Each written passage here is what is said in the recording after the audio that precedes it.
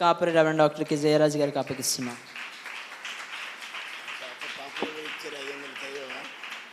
అదేవిధంగా పాపారావు గారు కూడా 500 రూపాయలు. స్తోత్రం. దయతో మనవి, మీరు ఇచ్చి పేర్లు ఒకవేళ పొరపాటును చదవకపోతే మీ చెయ్యత్తాలని మనం చేస్తున్నాం. మనిషి అనేవాడు మర్చిపోయేవాడు కాబట్టి ఒకవేళ మీరు కానుక ఇచ్చి పేరు చెప్పకపోతే ఇప్పుడే చెయ్యెత్తవలసిందిగా మనం చేస్తున్నాం. అందరూ ఒకసారి దేనికి స్తోత్రం చెల్లిద్దాం. మరి ఈ దినం ఆరాధన ఉందా అని కొందరు ప్రశ్నించారు. ఎందుకంటే ఈరోజు వార్షికోత్సవం వేడుక గనుక అసలు ఆరాధన లేకపోతే వార్షికోత్సవమే లేదు. కనుక ఆరాధనే వార్షికోత్సవమే అని చెప్పిన వారిలోని మరి యవనస్తులు పాస్టర్ బెన్నీ అమ్మాని గారు, అలాగే మన సంఘంలో ఒక టీచర్ గారు, వరలక్ష్మి టీచర్ గారు, ఒకసారి వరలక్ష్మి టీచర్ గారు వచ్చారండి. అందరూ ఒకసారి దానికి ఇస్తారు. అరుణ గారు లెక్క, అరుణ గారి యొక్క అక్క, అందరూ ఒకసారి దానికి స్తోత్రం చెల్లిద్దాం. కాబట్టి ఆరాధన ప్రేమించేవారు, వార్షికోత్సవాన్ని ప్రేమించేవారు, దేవుణ్ణి ప్రేమించేవారు వర్ధిల్లుదురు. అందరూ ఒకసారి దానికి స్తోత్రం చెల్లిద్దాం. హల్లెలూయా. యెరూషలేమా నిన్ను ప్రేమించేవారు వర్ధిల్లుదురు. అందరూ ఆమెను చెప్దాం.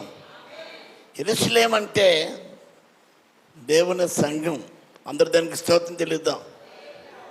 సంఘాన్ని, సంఘ కార్యక్రమాలని మనం ఏం చేయాలండి? ప్రేమించాలి. దాంట్లో భాగస్థులు అవ్వాలి. ప్రార్థనా భాగస్వాములు ఉన్నారు, సమయాన్ని ఇచ్చేవారు ఉన్నారు, మీరు కలిగినది ఇచ్చి గణపరిచేవారు ఉన్నారు. అందరూ ఒకసారి దానికి స్తోత్రం చెల్లిద్దాం. హల్లెలూయా. కనుక మరి ప్రభు మీకు అనుగ్రహించిన దాంట్లో ఇచ్చారు, అలాగనే మీరు తక్కువ ఇచ్చారని కాదు.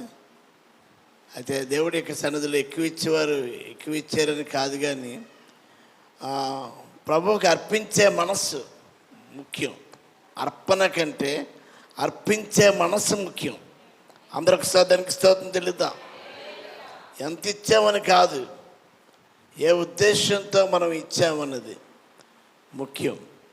కనుక మరి అందుకోసం ఈసారి ఏంటంటే నగదు కాకుండా ఎవరైనా మరి ప్రేరేపిస్తే వస్తు రూపంగా కానీ, పదార్థ రూపంగా కానీ, నగదు రూపం కానీ మీరు ఇవ్వచ్చని చెప్పడం జరిగింది. అలాగే మీరు స్పందించారు. మరి ఇప్పుడే రత్న కుమారి గారి యొక్క తండ్రి గారు 500 రూపాయలు చింతపండు తెచ్చియండి అన్నాడు. చింతపండు నిజంగా కొన్ని సభల్లోని అవన్నీ రాస్తారు. చింతపండు ఎంత, తర్వాత రైస్, అలాగే రైస్ బ్యాగులు కూడా ఇచ్చారు. మరి బ్యాంకర్స్ లక్ష్మి గారు నూనె డబ్బా ఇస్తామన్నారు, దానికి డబ్బులు ఆమె ఇచ్చారు. అందరూ ఒకసారి దానికి స్తోత్రం చెల్లిద్దాం. మీరు నగదుగా కానీ, లేకపోతే వస్తు రూపం కానీ, పదార్థ రూపం కానీ మరి ఇవ్వచ్చు. మరి ప్రతిదీ కూడా స్పష్టంగా ఉంటాయి. మరి లెక్క చెప్పడం, లెక్క ఇవ్వడం అనేది జరుగుతుంది. కనుక ఈ సమయం ఒకసారి గమనించవలసిందిగా మనం చేస్తున్నాం. అందరూ దానికి స్తోత్రం చెల్లిద్దాం. హల్లెలూయా. కనుక ఈ సమయం ముందు మనము ద్రవ్యము నీ యొద్ద ఉండగా రేపు ఇచ్చిదినని అనవద్దు. మేలు చేయటం నీ చేతనైనప్పుడు పొందదగిన వారికి చేయుటకు వెనుకకి లాగొద్దు. కాబట్టి మరి దేవుడు అద్భుతకరంగా ఉత్సాహంగా ఇచ్చేవాడిని ఆయన ప్రేమిస్తాడు. దానికి స్తోత్రం చెల్లిద్దాం. తగిన దానికన్నా ఇచ్చి లేమికి వచ్చేవారు గలరు, మరి విస్తారముగా వెదజల్లి అభివృద్ధి పొందేవారు కలరు. సాలూరు పాస్టర్ గారు చెప్తున్నాను. దానికి స్తోత్రం చెల్లిద్దాం. కనుక దయతో మనము ఇవ్వండి, ఇవ్వలేకపోతే అయిపోయింది, ఇవ్వకపోతే ఇవ్వక్కర్లేదు, ఇచ్చేవారే ఇవ్వచ్చు. అందుకోసం ఎవరికి బలవంతం లేదని మొట్టమొదటి మరి ప్రేయర్లో చెప్పడం జరిగింది. అయితే ఇచ్చేవారికి మాత్రం ఆటంకపరచవద్దు. ఇది మేలు కంటే కీడని విషయాన్ని తెలియజేస్తూ ఉన్నాం. దేనికి స్తోత్రం చెల్లిద్దాం. హల్లెలూయా. మరి మన సంఘ నిర్మాణంలో 100 రూపాయలు ఇచ్చిన వాళ్ళు ఉన్నారు. వాళ్ళని మనం ఎప్పుడు కూడా ఘనంగా ఎంచుతున్నాం. అందరూ ఒకసారి దానికి స్తోత్రం చెల్లిద్దాం.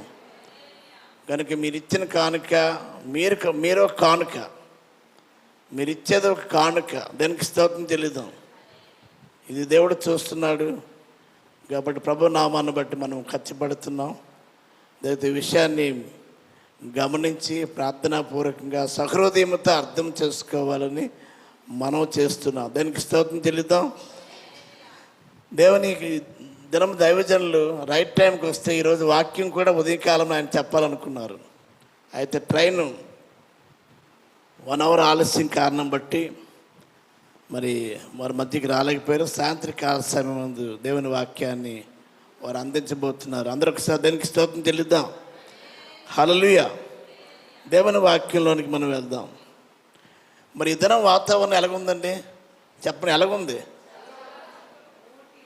పగలు మేఘస్తంభముగా ఉందని ఇశ్రాయేలుతోనే చెప్పును దేవుడు ఉంచాడు అని మనం విన్నాం. అప్పుడు చూడలేదు, ఇప్పుడు మనం చూస్తున్నాం. ఈ మధ్యన ఎండలు చూస్తే నిప్పులు చెరిగే ఎండలు, ఎండకి ఆహ్వాన పత్రికలు కూడా అందించలేని పరిస్థితి. ఈ పరిస్థితుల్లో మీకు బాగాలేదు, మీరు ఎలాగ అందిస్తారు? మీరు పాస్టర్ గారు మీరు వెళ్ళిపోండి అని చెప్పారు. ఎండకు ఆయన ఎలా ఉన్నాడండి? మనకు నీడగా ఉన్నాడు. పగలు ఎండకు నీడగా ఉన్నాడు. పగటి వేళ కృపను ఆజ్ఞాపించాడు. దానికి స్తోత్రం చెల్లిద్దాం. పగలు ఎండ దెబ్బన నీకు తగులుదని వాగ్దానం చేసిన దేవుడు. హల్లెలూయా. అలాగని వర్షం కోసం ఈ మధ్యలో రాజ్ పాల్ గారు అదేంటండి వర్షంలో కూడా వర్షిప్ చేశారు, వర్షంలో కూడా వాక్యం చెప్పారు. కొన్ని గంటల వారు నిలబడి ఉన్నారు. అందరికి దానికి స్తోత్రం చెల్లిద్దాం. కొన్ని గంటల తరబడి వాక్యం ఉన్నారు, గంటల తరబడి ఆరాధనలో ఉన్నారు. వర్షంలో వర్షిప్. అందరూ దానికి స్తోత్రం చెల్లిద్దాం. అది దేవుడు వర్షాన్ని దేవుడు మన ఆదిలోనే ఆపాడు. మనకి ఈ ప్రక్క గ్రౌండ్లోనే క్రిస్మస్ వేడికి పెట్టాం. బాబ్ ఎలిఫ్ గారు హైదరాబాద్ నుంచి వచ్చినప్పుడు మూటతో కట్టిన వర్షం అలాగా ఆగిపోయింది. అందరికి దానికి స్తోత్రం తెలియదు. ఆరాధనలో వర్షం ఆగిపోయింది. ఇది ప్రత్యక్షమైన సాక్ష్యం. అన్యులు కూడా ఇచ్చిన సాక్ష్యం, సంఘం ఇచ్చిన సాక్ష్యం, సంఘాలు ఇచ్చిన సాక్ష్యం, అలాగే మరి దైవ సేవకులు ఇచ్చిన సాక్ష్యం. ఆనాడు ఏలియా మన వంటి స్వభావం గల మనుష్యుడే. అసలు ఆసక్తితో ప్రార్థన చేయగా వర్షం కురవడానికి మారడానికి ఏలియా ఒక ప్రార్థన తాళపు చెవి కలిగి ఉన్నాడు. అందరూ ఒకసారి దానికి స్తోత్రం చెల్లిద్దాం. ఇమ్మానుయేలుకు సంఘం ఒక తాళపు చెవి కలిగి ఉంది. ఇదిగో మీకు తాళపు చెవి నేను ఇచ్చాను అన్నాడు. దేనికి స్తోత్రం చెల్లిద్దాం. కనుక విషయాన్ని మనం జ్ఞాపకం చేసుకోవాలి. దేనికి స్తోత్రం. అలాగే యానివర్సరీకి అవసరానికి మించి దేవుడు మనకు అనుగ్రహించబోతున్నాడు. అలాగే దేవుడు మనకి ఒక మరి విశాలమైన స్థలాన్ని ఇవ్వబోతున్నాడు. ఆ స్థలానికి ముందు ఇది ఒక పునాది. ఇది అందరూ ఒకసారి దానికి స్తోత్రం చెల్లిద్దాం. ఈ యానివర్సరీ అన్నది ఒక పునాది. సంఘానికి, సంఘ కార్యాలకి మనం చదివిన కార్యంలో చూసావా, ఆయన హస్తము శూర కార్యములను జరిగించిన. ఈరోజు చదివిన వాక్యంలోని ఆయన హస్తము శూర కార్యములు చదువుతారు. ఒకసారి చదవండి. 118వ కీర్తన 14 వచనం 15 వచనం. అందరూ చెప్పండి. యెహోవా దక్షిణ హస్తము సాహస కార్యములు చేయను. అందరూ ఆమె చెప్పండి. యెహోవా దక్షిణ హస్తము సాహస కార్యములు చేసేది. సంఘం పట్ల, పరిచర్య పట్ల, సంఘములో ఉన్న ప్రతి కుటుంబం పట్ల, ప్రతి వ్యక్తి పట్ల కూడా దేవుడు కార్యాలు చేస్తున్నాడు. సొంత ఇల్లు కలను నెరవేర్చున్నాడు. సాక్ష్యాలు విన్నారా లేదా? మొన్న అఖిల గారు ఇచ్చిన సాక్ష్యం. జాబ్స్ అవ్వచ్చు, వివాహాలు అవ్వచ్చు, పిల్లలు అవ్వచ్చు, ఆశించిన బిడ్డను సుఖప్రసవం విషయం అయితే దేనికి స్తోత్రం తెలియదాం. అలాగే దేవుడు అద్భుతకరంగా వందల సంఖ్యలో కాదండి ఇమ్మానుయేలు సంఘం, హల్లెలూయా, వేల సంఖ్యలో మనం చూచుదము గాక.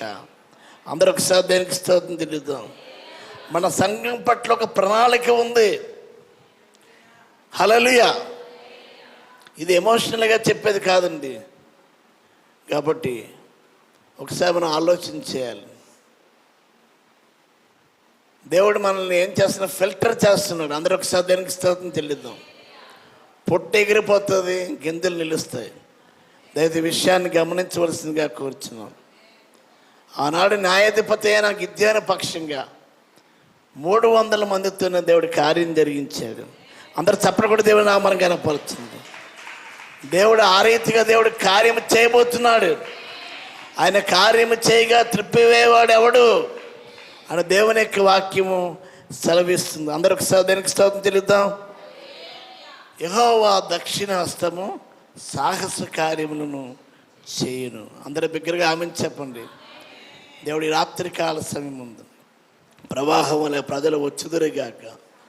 తన సేవకుని వాక్యంతో నింపి మనకి వెల్లడి చేయునుగాక. మన త్రోవలకి వెలుగు, మన హృదయానికి జీవము కలుగునుగాక. హల్లెలూయా. దేవుని వాక్యంలోనికి మనం వెళ్దాం. ఇందాక ఆరాధనలోని దేవుడు ఏమేమి ఉన్నాడు, ఎవరు గ్రహించారు? ఆరాధనలోని చెప్పాలి. దేవుడు ఏమేమి ఉన్నాడు మనం ఆరాధించాం. గనుడువు యేసయ్య, ఇంకా యుబుడువు యేసయ్య, ఇంకా మంచివాడు. అందరూ ఆమె చెప్పండి. నా యేసు మంచివాడు అని మనం ఆరాధించామా లేదా? అందరూ ఒకసారి దానికి స్తోత్రం చెల్లిద్దాం. Hallelujah. God is always good. ఆయన అన్ని వేళలా మంచివాడు. కరోనాలో కూడా మంచివాడు, కరువులో కూడా మంచివాడు, ఉపద్రవములో కూడా మంచివాడు. అందరూ ఒకసారి దానికి స్తోత్రం చెల్లిద్దాం. మనకి విషయాన్ని మనం జ్ఞాపకం చేసుకోవాలని మనం చేస్తున్నాం. God is good. అది మన తెలుగులో పలక్క దాన్ని గాడిద గుడ్ అన్నారు, కానీ అది గాడ్ ఈజ్ గుడ్. దేవుడు మంచివాడు, అన్ని వేళలా మంచివాడు. అయ్యా మోషే అంటాడు, నీ మహిమను కనపరచు అంటే దేవుడి నిఘం అంటాడు. ఆయన మంచితనాన్ని కనపరిచాడు. చప్పలు కూడా దేవుడి నామని కనపరిచింది. చెడ్డవారికి కూడా మంచివాడు. చాలామంది మనం ఏమంటామంటే, మంచోడికి మంచోడిని, చెడ్డోడికి చెడ్డోడిని, నా సంగతి తెలుసా అంటారు. కానీ దేవుని సంగతి ఏంటి తెలుసా? చెడ్డోడికి కూడా మంచోడు. నీతిమంతుల మీద అనీతిమంతుల మీద కూడా ఆయన వర్షాన్ని కురిపిస్తున్నాడు, సూర్యుని ఉదయింపజేస్తున్నాడు అనే విషయాన్ని మనం గ్రహించాలి. అందరూ ఒకసారి దానికి స్తోత్రం చెల్లిద్దాం. హల్లెలూయా, హల్లెలూయా. కనుక దేవుని యొక్క వాక్యంలోనికి వెళ్దాం. దానికి స్తోత్రం. ఏది మంచిది? అందరూ ఒకసారి దానికి స్తోత్రం చెల్లిద్దాం. ఆదికాండం 1వ అధ్యాయంలోని మనకు కనబడుతుంది మంచిది మంచిది మంచిది. ఎన్నిసార్లు కనబడుతుంది చెప్తే ఎవరన్నా? బైబిల్ తీయకుండా చూడకుండా చదవకుండా చెప్పమ్మా. 7 సార్లు. అదేందండి, చప్పలు కొట్టండి. సాలూరు రాజేశ్వరి గారికి 1వ అధ్యాయంలోనే 7 సార్లు మంచిది మంచిది. దేవుడు ఏది చేసినా మంచిదండి. ఒక్క దగ్గర ఉంటే, నరుడు ఒంటరిగా ఉంటే మంచిది కాదండి. మిగతా అన్ని విషయాల్లో సృష్టిని చేశాడు.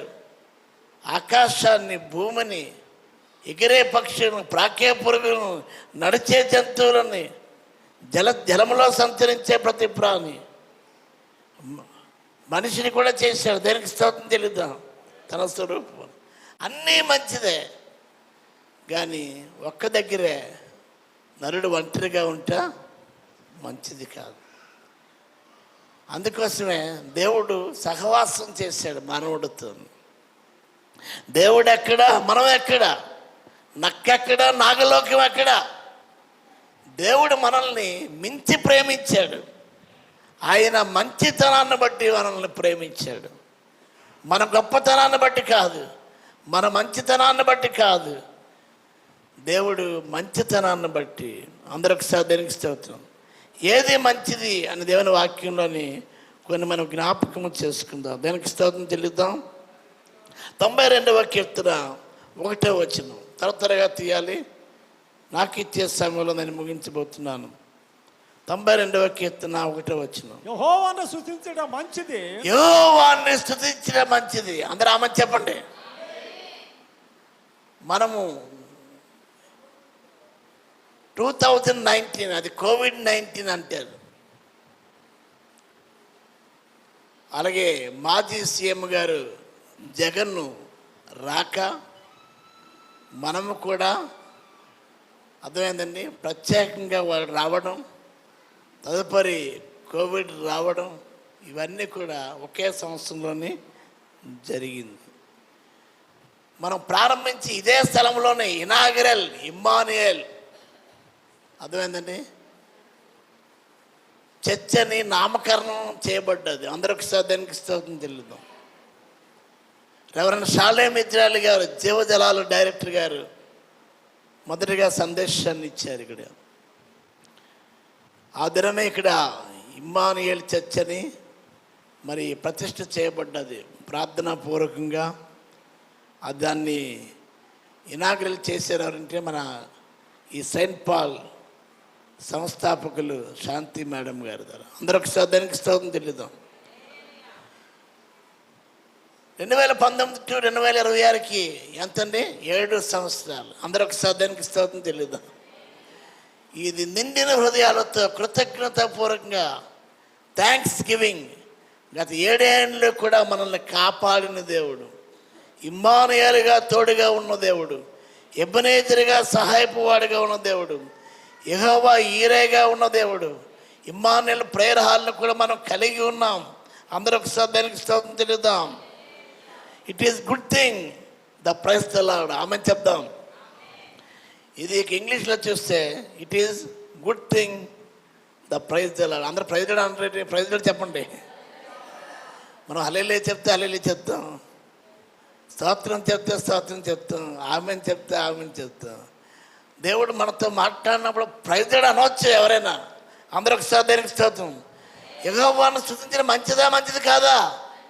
యెహోవాను స్తుతించుట మంచిది. అందరు దేనికి స్తోత్రం చెల్లిద్దాం. It is good thing the praise the Lord. Hallelujah. కనుక ఈ సమయం ఒకసారి ఆలోచించేద్దాం. స్తుతి, అందరూ ఒకసారి దేనికి స్తోత్రం. స్తుతి మన స్థితిని మార్చేది. స్తుతికి మరి ఒక పేరు ఆశీర్వాదము. అందరూ ఆమెను చెప్దాం. ఇక్కడే ప్రసంగాలు ఉంటాయి కానీ పరలోకంలో ప్రసంగాలు ఉండవండి. ప్రసంగం పరలోకంలో స్పీకర్స్ ఉండరు, పరలోకంలోనే ప్రసంగం ఉండదు. పరలోకంలో ఏముంటుంది? స్తుతే, ఆరాధనే. హల్లెలూయా. ఎప్పటి నుంచి మనం ప్రాక్టీస్ చేయాలి. 147వ కీర్తన 1వ వచనం. త్వరగా చదవాలి. 147వ కీర్తన 1వ వచనం. 147వ కీర్తన 1వ వచనం. యెహోవాను స్తుతించుట, యెహోవాను స్తుతించుడి, యెహోవాను స్తుతించుడి, మన దేవునికి స్తోత్రగానము చేయటం, మన దేవునికి స్తోత్రగానము చేయుట మంచిది. మంచిది. దేవునికి స్తోత్రము గానము చేయుటయే మంచిది. మనమందరము స్తుతి గానము చేయుటయే మంచిది. చూసారా, పాత పాట పాడుతుంటే జీవం వస్తుందా లేదా? వస్తుందా? డెడికేటెడ్తో ప్రతిశుద్ధాపూర్వకంగా రాసేవారు, పాడేవారు. ఈ మధ్యకాలంలో ఆ పాటలు కరువయ్య అంటున్నారు ఒక హైందవ సోదరులు. మా సొంత చిన్నాన్న గారు అప్పుడు పాటలు ఇప్పుడు వినబడడం లేదు. టౌన్ హాల్ చర్చిలోనే వేసేవారు, ఆర్సీఎం చర్చ్, తెలుగు బాప్టిస్ట్ చర్చిలో వేసేవారు. అలాగే మనం ఉన్న చర్చిలో కూడా అప్పుడు నేనే వేసేవాడిని. అయితే ప్రియమైన దేవుని ఇప్పుడు అవి కరువు అయ్యాయి. నేను ఆ పాట పాడుతున్నా అంటున్నాడు ఆయన. అందరూ ఒకసారి దేనికి స్తోత్రం తెలియదు. పాత పాట, అందరూ ఒకసారి దేనికి స్తోత్రం తెలియదు. పాట ద్వారా రక్షించబడ్డారు పాస్టర్ ఏజే ప్రకాష్ గారు, భైరవానిపేట పాస్టర్ గారు. దేనికి స్తోత్రం. కనుక ప్రియమైన దేవుని బట్టి దేవునికి స్తోత్రము గానము చేయటం. కొయ్యవారు మీరు గానము చేయటం మంచిది. పుట్టిన హైదరాబాద్ వెళ్ళి వచ్చారు. ఎవరు ఫ్యామిలీతో వెళ్ళారు, మళ్ళీ ఫ్యామిలీగా వచ్చారు, ఫ్యామిలీ ప్యాకేజ్గా. శ్రీనివాస్ గారు ఆయనకి ఎంజాయ్ చేయాలని ఉంటుంది హైదరాబాద్. అది బాధ్యత. అందరూ ఒకసారి దానికి స్తోత్రం తెలియదాం. ప్రతి ఒక్కరు కూడా సంఘం, మన ఒక కుటుంబం బాధ్యత. కొన్నిసార్లు కుటుంబంలో ఉన్నవారు అందరూ ఒక రకంగా ఉండరు. అందరి మనస్తత్వాలు ఒకరు ఉండవు, అన్నదమ్ముల్లోనూ ఉండవు, అక్క చెల్లెల్లో ఉండవు, అన్నింటిలో. మనం ఏం చేయాలి? ఒక పెద్ద కుటుంబం ఇది. అర్థం చేసుకోవాలి, ఆత్మీయంగా అర్థం చేసుకోవాలి, ఆత్మీయ కోణంతో మనం చూడాలి, ఆత్మీయ అద్దాలతో మనం చూడాలి. అందరికి దేనికి స్తోత్రం చెల్లిద్దాం. దేవునికి స్తోత్రము గానము చేయటే మంచిది. నేను నా బసలో పాటల పాడుటకు నీ కట్టడలు నాకు హేతువాయని అంటాడు. నేను యాత్రికుడినే, నా బసలో పాటలు పాడుటకు నీ కట్టడలు హేతువాయని. కొయ్యవారే పాడటం కాదు, కొయ్యవారితో కలిసి మీరు పాడండి. దేనికి స్తోత్రం చెల్లిద్దాం. వారితో చప్పట్లు కొట్టండి. మా బిన్నీతో కూడా అంటాను, పాటకి చరణానికి గ్యాప్ ఇస్తే చప్పట్లు కొడతారు. పాట పాడడానికి అవకాశం, అలాగే పాడాలి. పాడడం కాదు, పాడించాలి. అందరూ ఒకసారి దేనికి స్తోత్రం చెల్లిద్దాం. హల్లెలూయా. కాబట్టి ప్రియమైన దేవుని బిడ్డారా, ఒకసారి మనం ఆలోచించేద్దాం. 92వ కీర్తన 2వ వచనంలో చూస్తే నీ నామమును చదవండి, త్వరగా చదివేయాలి. ఒకటి వినండి. 92వ కీర్తన 92వ కీర్తన 1వ వచనం, 147వ కీర్తన 1వ వచనం, 92వ కీర్తన 2వ వచనం చదవండి. మహోన్నతుడా నీ నామమును కీర్తించుట మంచిది. ఆమెను చెప్పండి. కీర్తించడం అంటే పొగడుట. అందరూ ఆమెను చెప్పండి. కీర్తించడం అంటే ఏంటంటే పొగడాలి, దేవుణ్ణి పొగడాలి, మనుషుని పొగడడం కాదు. నేను దినాల్లో దేవునికి పొగడడం బదులు మనుషుల్ని పొగడుతున్నారు. ఏమంటా తెలుసా? పప్పుకి తాలింపండి, బట్టకి జాడింపండి, మనిషికి పొగిడింపండి. మనిషికి కాదండి. కీర్తించడం అంటే దేవుణ్ణి పొగడాలి. అందరూ ఒకసారి దానికి స్తోత్రం చెల్లిద్దాం. దేవుణ్ణి పొగడాలి. అందుకోసమే ఆయనకి నజరేయుడా, గలలీయుడా, నేరమలంచినవాడా, నాదు నజరేయుడా, గలలీయుడా, అలాగా యేసుని ఏం చేస్తున్నారండి? కీర్తిస్తూ ఉన్నారు. దేనికి స్తోత్రం. దేవుని మహిమను ఎవరికి ఇస్తున్నాం? మనుషులకి ఇస్తున్నావా? మనుషులకి ఇస్తే సేమ్ మరి విగ్రహానికి ఇచ్చినట్టే కదా. దేవుని మహిమను చతుస్పాద జంతువులకి, పక్షులకి, ప్రతిమలకి, మనుషులకి ఇవ్వడం అనేది దేవునికి విరోధకరమైన పాపం. దేవుడు మనల్ని ఎందుకు నిర్మించాడంటే దేవుని మహిమపరచడానికి మనల్ని నిర్మించాడు. అందరూ ఆమె చెప్దాం. సుమారు 75,000 లక్షల రూపాయలతో ఖర్చు ఎందుకు? దేవుని మహిమపరుస్తున్నాం, మన సంఘాల మహిమపరుస్తున్నాం. సేవకుల మధ్య, సంఘాల మధ్య ప్రభు యొక్క విశ్వాసత, ప్రభు యొక్క నమ్మకత్వాన్ని మనం ఏం చేస్తున్నాం? మన గొప్పతనం కాదండి, ప్రభు యొక్క నమ్మకత్వం. సడన్గా మనం వచ్చాం, సడన్గా విడిచిపెట్టారు, అయినప్పుడు కూడా దేవుడు మనతో ఉన్నాడు. దానికి స్తోత్రం చెల్లిద్దాం. నిన్న దినమున ఒక పెద్ద సీనియర్ పాస్టర్ గారు దేవుడు మిమ్మల్ని విడిచిపెట్టలేదు. ఆయనకి నేను అనుమానం లేదు. చూస్తున్నారు. దేనికి స్తోత్రం చెల్లిద్దాం. మన సంఘాన్ని విడిచిపెట్టలేదు, మనల్ని విడిచిపెట్టలేదు. అందరూ ఒకసారి దానికి స్తోత్రం. అందుకు మనం ఏం చేయాలి? స్తుతించాలి, గానము చేయాలి, కీర్తించాలి. దేనికి స్తోత్రం. కొయ్యవారు అలాగే సంఘం కూడా ఏం చేయాలి? వేరంగా రావండి. శాసపడి వరకు చెప్పి మీరు వేరంగా వస్తే 5కి వస్తే మీకు పాటలు పాడవచ్చు మీరు. ఇమ్మానుయేల్ సంఘం అంటే ఏంటంటే 6 అంటే 7 కాదండి, 6 అంటే 5. చెప్పకూడండి. గంట ముందు వస్తారు అందరూ. ఒకసారి దానికి స్తోత్రం. ఇంకో మాట 92వ కీర్తన 3వ వచనం. మైక్ లేదండి తాగడానికి. ఎవరి దగ్గర మైక్ లేదా? ఉదయం నీ కృపను ప్రతి రాత్రి అది విశ్వాస్యతను 10 తంతుల స్వరమండలముతోను గంభీర ధ్వనిగా సితారుతోను ప్రచురించడం మంచిది. ప్రచురించడం మంచిది. ఆమె చెప్పండి.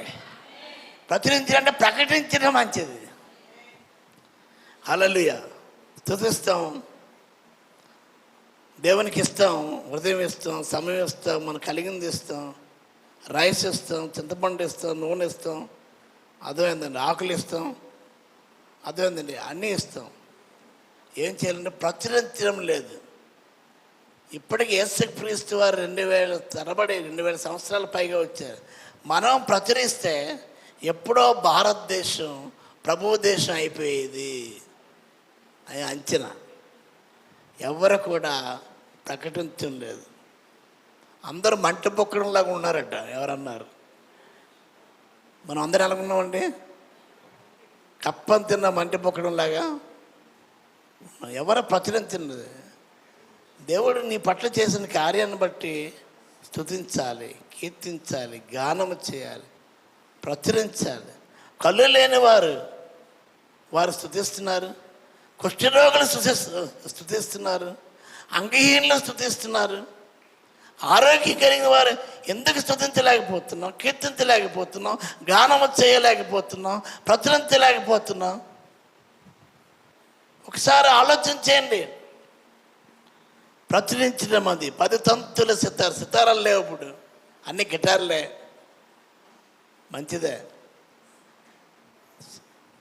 మ్యూజిక్ అంటే సంగీతంతో కూడా స్తుతించాలి. అందరూ ఒకసారి దేనికి స్తోత్రం తెలియదు. సంగీతం ఎందుకంటారు? బైబిల్లో కూడా ఉంది, సంగీతంతో కూడా స్తుతించాలి. 10 తంతుల సితారాతో. అందరూ దేనికి స్తోత్రం చెల్లిద్దాం. దానికి ఎంత అంటే అమౌంట్ బడ్జెట్ చెప్పారు 4000. ఇదంతా ప్రిపరేషన్ కోసం మీకు చెప్తున్నా. ఈ 4500 వేస్ట్ అనకూడదు. వేస్ట్ కాదు. ఆ వాయిద్యాల్లోని మాధుర్యత అనుభవించేవారు చాలామంది ఉన్నారండి. అందరూ ఒకసారి దేనికి స్తోత్రం. దావీదు చమత్కారంగా వాయిస్తే సౌలులో దాగిన దురాత్మ పారిపోయింది. తప్పుడు కూడా దేవుని నామమున కనపరచండి. ప్రేమను ఏది వేస్ట్ కాదండి. డోంట్ వేస్ట్ కాదు. ఎందుకు ఈ అత్తరు చేరున్నర ఎత్తు అనవసరంగా నువ్వు విలువ కలిగినది అనవసరంగా యేసు ప్రభు నెత్తి మీద పోస్తావు అని అంటే, లేదు వేసి అన్నాడు. దాన్ని ఏంటి వేస్ట్ అనలేదా? నా భూస్థాపన కొరకు ఆమె నా కొరకు సాక్షాత్తంగా ఉన్నది. ఇప్పటికీ ఉందండి ఆవిడ. అందరు చప్పలు కూడా దేవుని నామం కనపరచు. ఒక భేద విధవరాలు ఇచ్చిన 2 కాసులు, అది కూడా ప్రశంసించబడుతుందండి. అందరూ ఒకసారి దానికి స్తోత్రం తెలియదు. కాబట్టి ప్రియమైన దేవునికి బిడ్డలారా ఒకసారి ఆలోచించేద్దాం. జీవనం అంతా ఇచ్చింది. అందరూ ఉన్నదానిలో ఇచ్చారు కానీ లేని దానిలో ఇచ్చారండి. అందరూ చప్పలు కూడా దేవుని నామాన్ని కనపడుతుంది. కాబట్టి ఈ సమయం ముందు వెల వెచ్చించాలి, వాయించాలి. బైబిల్ చెప్తుంది, కొరింథీ రాసిన మొదటి పత్రిక 9వ అధ్యాయం 16వ వచనంలో చూస్తే, ఏ విధముగా ప్రభు యొక్క వార్త ప్రకటించబడాలి. మా వీధులందన్నా వీధి వారికి, ముందు వీధి వారికి, వెనక వీధి వారికి ఇచ్చాం. దాంట్లో అంటున్నాం ఎన్ని గంటలకి అండి అంటే 6 గంటలకి. ముందు లేట్ అయినా రావచ్చు అని నేను అన్నాను. అయితే ఆయన అన్నారు, ముందొస్తే వాక్యం అంటాం కదా అని అంటున్నారు. ఎవరు? క్రైస్తవుడు కాదు, క్రైస్తవేతరుడు. అందరు చప్పలు కూడా దేవుని నామాన్ని కనపరచండి. ప్రేమన్న దేవునికి బిడ్డారా, కల్వరి టెంపుల్లోనే దూర ప్రాంతంలో వచ్చిన వారికి భోజనం పెట్టట్లోని ఒక శ్రీమేధ ప్రిన్సిపల్ గారు ఆ భోజనం తిని ఆయన ఆర్థిక పరిస్థితుల్లోని ప్రభు యొక్క ప్రేమను తెలుసుకున్నాడండి. చెప్పడం కూడా దేవుని నామానికి. ఏది వృధా కాదండి. ఎందుకు అలా ఖర్చు పెట్టేస్తున్నారు మీరు? మీకు సంఘం లేదు, ఏది లేదు, ఎందుకు ఖర్చు పెడుతుంది? ఏ రకముగానైనా అది ఎప్పుడు ఫలితం చూడకపోయినా తర్వాత అయినా ఆ ఫలితం మనం చూడగలం.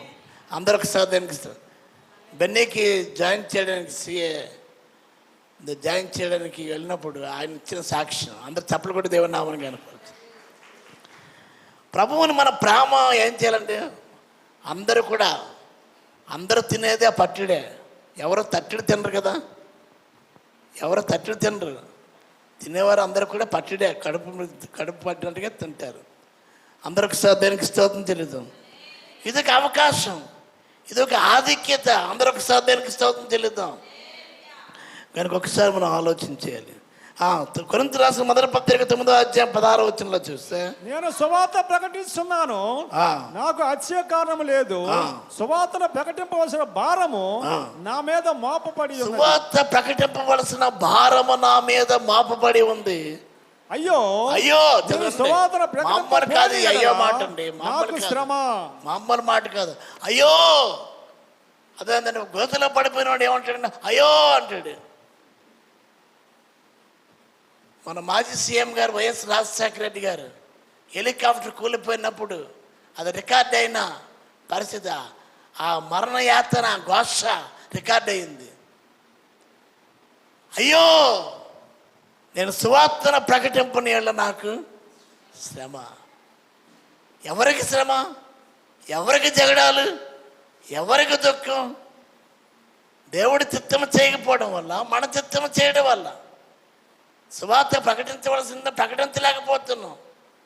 ఏది మద్యం తాగకూడదు అదే తాగుతున్నాం. ఇది విచారకరం అండి. అయ్యో, నేను సువార్తను ప్రకటింపని వల్ల శ్రమ. చదవండి. అంటే అక్కడ అర్థం ఏంటంటే సువార్త ప్రకటించడం మంచిది. అందరూ చెప్పడం కూడా దేవనామం కనిపించింది. ఏది మంచిది? చదవండి, చెప్పండి. ఏది మంచిది? యెహోవాను స్తుతించడం మంచిది. రెండవది యెహోవాని గానము చేయట, పాడుట మంచిది. యెహోవా నామమును కీర్తించడం మంచిది. అంటే ఆయన పొగుడుతూ ఆరాధిస్తున్నప్పుడు ఆరాధనకి రూబీ పాల్ గారు ఏం చేశారంటే ఆ స్తుతి ఆరాధన దేవుడికి అర్పించారు. దేవుణ్ణి పొగడాలి, దానికి స్తోత్రం చెల్లిద్దాం. ఇంకేంటంటే ప్రచురించాలి, ప్రకటించాలి, దానికి స్తోత్రం చెల్లిద్దాం. కాబట్టి ఒకసారి నీకు ఏదైనా తెలిస్తే అర్థమైందండి, అర్థం ఎవరికి చెప్పకుండా ఆగలేం కదండి. మంచి అయినా చెడ్డ అయినా కూడా ఏం చేయండి, చెడ్డ అయినా మంచి అయినా తెలిస్తే చెప్పకుండా ఉండలేము అంటాం. ఎవరికి చెప్పకూడదు అనుకుంటాం, కానీ మనం ఏం చేస్తాం? తెలిసిన వాళ్ళకి చెప్తాం, తెలియని వాళ్ళకి చెప్తాం. అంటే అందరికీ చెప్పినట్టే కదా. ఓ భక్తుడు అంటాడు, మంచి అట మైక్లో చెప్పాలట, చెడు అట చెవిలో చెప్పాలట. మనం ఏం చేస్తాం? చెడు మైక్లో చెప్తున్నాం. అర్థమైందండి. మంచేమో మంచి చెవులు కాదండి. దేవుని యొక్క సన్నదిలోని మనం దేవునికి సువార్తను ప్రకటించాలి, ప్రచురించాలి. ప్రకటించకపోతే శ్రమ, ప్రకటిస్తే మంచిది. చెప్పడం కూడా దేవుని నామని కనపడుతుంది. ఈ 7th యానివర్సరీలో నుంచి 8th ప్రవేశించబోతున్న ఇమ్మానుయేలు సంఘమా, మీరు సువార్తను ప్రకటించండి.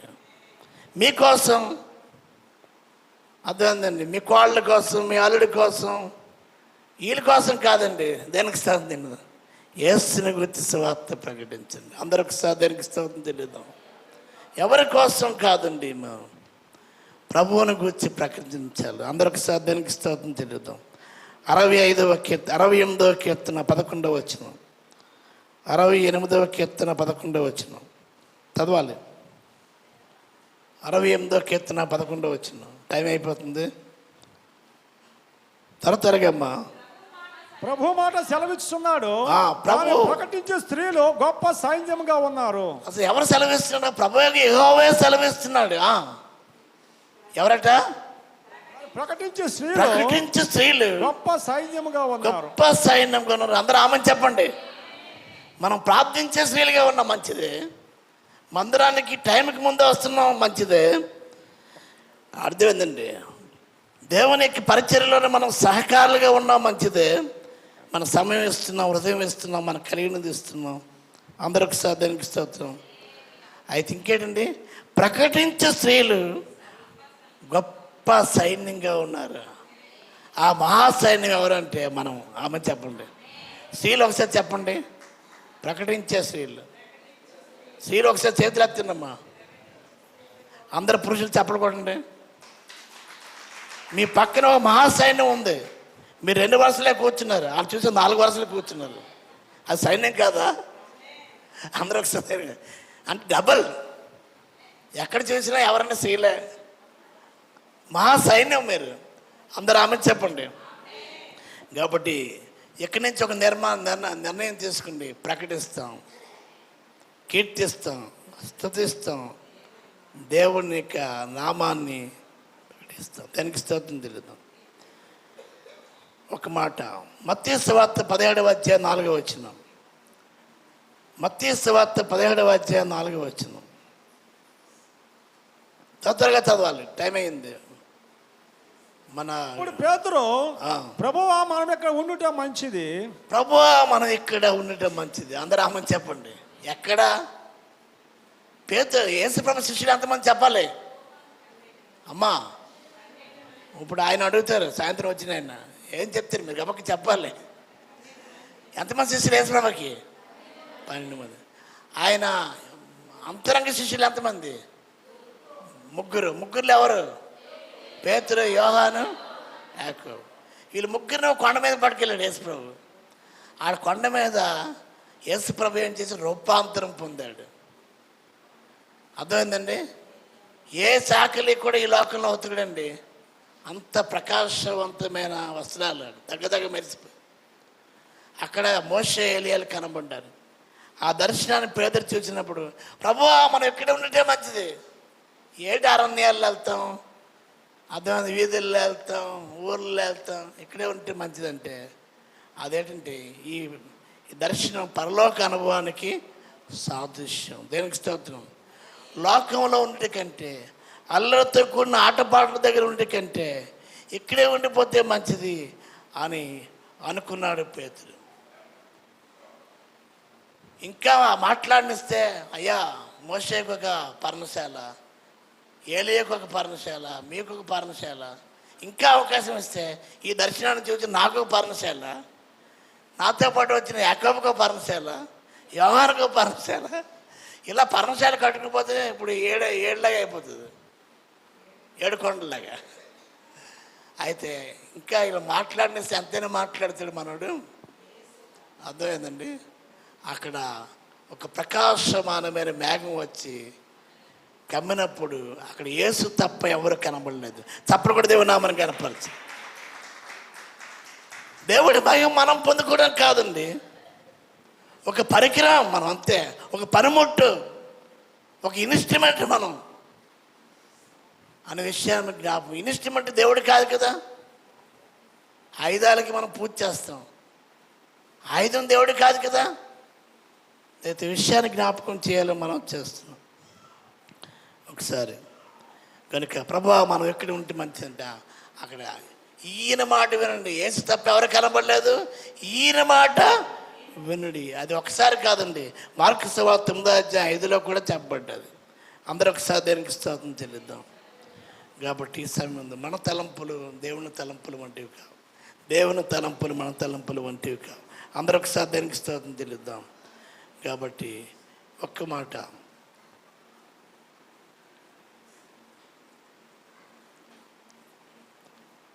దేవుని యొక్క సన్నిధిలో మనం జ్ఞాపకం చేసుకుందాం. యెహోవా కొరకు కనిపెట్టేవారు నూతన బలం పొందుదురు. ఎక్కడ? యెషయా గ్రంథమా? యెషయానా ఉంది. యెహోవా కొరకు ఎదురు చూచేవారు నూతన బలం పొందుదురు. ఆమె చెప్పండి. ఎదురు చూస్తున్నాం మనం. పునాదిగల పట్టణం కొరకు అబ్రహాం ఎదురు చూసినట్టుగా గుడారాలను మనం కూడా ఎదురు చూస్తున్నాం. మందిరం కొరకు, మందిర స్థలం కొరకు. అలాగే దేవుని సన్నదులు ఏంటన్నా, లైక్ ఆర్ఫనేజ్ హోమ్ కొరకు, ఓల్డ్ ఏజ్ హోమ్ కొరకు, చారిటీ కొరకు. మనకంటే మనం తెలియని ఇప్పుడు వచ్చిన దైవజనులు కూడా నాకు తెలియదు. నేను ఆయన చూడలేదు, ఆయన నన్ను చూడలేదు, పరోక్షంగా యూట్యూబ్లో చూసాను అంతే. అలాగే అనేక దైవజనులు మన మధ్యకి నడిపిస్తున్నారు. మనం పిలవకుండా వస్తున్నారు, పిలిచి వారి ద్వారా దేవుడు తెలియజేస్తున్నాడు. అందరూ ఒకసారి దానికి స్తోత్రం చెల్లిద్దాం. అలాగే మనం ఏం చేస్తున్నాం? కనిపెడుతున్నాం. ఆమెను చెప్పండి. హల్లెలూయా. యెహోవా కొరకు ఎదురు చూచేవారు నూతన బలం. అబ్రహాము ఎన్ని సంవత్సరాలు కనిపెట్టాడండి? 28 సంవత్సరాలు. మనం 7 సంవత్సరాలే కనిపెట్టాం. అందరూ ఒకసారి దానికి స్తోత్రం చెల్లిద్దాం. అన్నా ప్రవక్త్రి ఎన్ని సంవత్సరాలు కనిపెట్టిందండి? 84 సంవత్సరాలు. హల్లెలూయా. కనుక దేవుని యొక్క సన్నిధిలోని గర్భిణీ స్త్రీ ఎన్ని నెలలు కనపడుతుందండి? బిడ్డ కోసం 9 నెలలు కనపడుతుంది. నోవాహు ఎన్ని సంవత్సరాలు కనిపెట్టాడు? 120 సంవత్సరాలు కనిపెట్టాడండి. జలప్రలయం వచ్చి చెప్తే అందరూ ఎగతాళి చేశారు. వాళ్ళ ఇంటి వారే లోపల ప్రవేశించే కానీ ఎవరు కూడా ప్రవేశించలేకపోయారు. ప్రియమైన దేవుని బిడ్డ కనిపెట్టాలి మనం. విలాపవాక్యాలు 3:26. విలాపవాక్యాలు 3:26. నరుని ఆశ కలిగి, చదవండి. విలాపవాక్యాలు 3:26 వచ్చి చదవాలి. యవ్వన కాలమును కాడిపోయిన నరునికి మేలు, విలాపవాక్యాలు 3:26. అనుగ్రహించు రక్షణ కొరకు ఓపికతో కనిపెట్టు. నరుని ఆశ కలిగి యెహోవా అనుగ్రహించు రక్షణ కొరకు ఓపికతో కనిపెట్టాలి. అందరూ ఆమె చెప్పండి. ఏం కావాలి మనకి? ఓపిక కావాలి, ఆశ కలిగి ఉండాలి. నరుని ఆశ కలిగి యెహోవా అనుగ్రహించే రక్షణను ఓపికతో కనిపెట్టుట మంచిది. అందరూ దేనికి స్తోత్రం చెల్లిద్దాం. మనం ఏం చేయాలి? ఓపిక కావాలి. పాస్టర్ గారు మీకు ఓపిక ఎక్కువండి. నేను సంఘానికి కూడా ఓపిక కావాలి, కుటుంబానికి కూడా ఓపిక కావాలి, మన కుటుంబాలకు కూడా ఓపిక కావాలి. దానికి స్తోత్రం చెల్లిద్దాం. చాలామంది భార్యలు వస్తున్న భర్తలు రాలేదు, వారి రక్షణ కొరకు ఓపిక కలిగి ఉండండి, కనిపెట్టండి. దానికి స్తోత్రం చెల్లిద్దాం. ఇంకో చివరిగా మాట, ఓపిక కలిగి ఉండండి. పాత పాట జ్ఞాపకం ఉంటుంది. ఆత్మ నియమము ద్వారా సాగిపోదము, విశ్వాసమునకు కర్తయు దానిని కొనసాగించెడి యేసుని చూచు. విశ్వాసమునకు కర్తయు దానిని కొనసాగించెడి యేసుని చూచు. ఓపికతో మనము సాగిపోదము, ఓపికతో మనము సాగిపో. పాత పాట. ఆత్మ నియమము ద్వారా సాగిపోదాం, విశ్వాసాన్ని కత్తి కొనసాగించేవాడిని యేసు వైపు చూచుదాం. అనేకులు రక్షణ పొందాలి. అందరూ ఆమెను చెప్పండి. హల్లెలూయా. చివరిగా రామపత్రిక 14:21. టైం అయిపోయింది. 14:21 రామపత్రిక 14:21 వచ్చింది. ఆ మాట చెప్పేస్తాను. రామపత్రిక 14:21 వచ్చిన చదవాలి. మనము బ్రతికినను ప్రభు కోసమే బతుకుతున్నాము, చనిపోయిందో ప్రభు కోసమే చనిపోతున్నాము. కాబట్టి మనము బ్రతికినను చనిపోయిందో ప్రభు వారమై ఉన్నాము. 14:21